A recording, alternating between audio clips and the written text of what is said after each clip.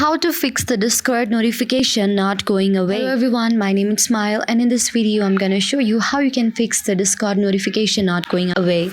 So you must download the latest version of Discord. For that, go on the Google Play Store or App Store, search for Discord. Right there, if there is any update or install option available, then do update or install it. Since there is, I'll just update it right here. Now open your Discord. After you open your Discord, you need to tap on your profile. After tapping on your profile, go on the gear icon, which is the option of settings. Scroll down and down up until you see the very option of notifications.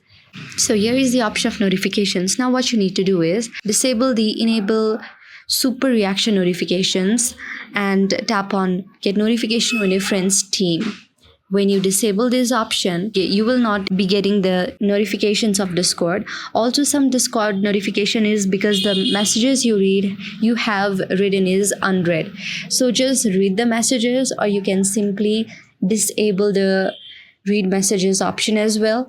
And this does not solve your problem, then you can simply go on the option of support and state your problem, and Discord must listen to your problem and give you feedback after few days. But still, if it does not work, then I will suggest you to uninstall your Discord.